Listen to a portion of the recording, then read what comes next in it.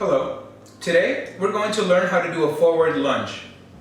First, we begin our starting position with our feet together, standing up straight. Our chins are up and our shoulders are down and relaxed.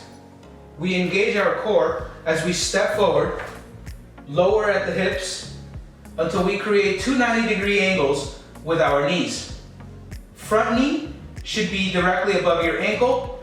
Rear knee should be above the ground and not touching the ground. Then, focusing all of your weight on your front leg's heel, we push back up to our starting position. Let's try that one more time. Standing up straight with your feet together, chin up, shoulders down and relaxed. Engaging the core as you take a step forward, lower at the hips, creating two 90-degree angles. Front leg's knee directly above your ankle. Rear knee should not be on the ground and should hover above the ground.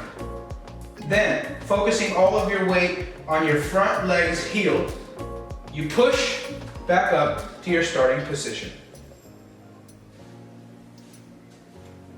Thank you for watching. That is how you perform a forward lunge.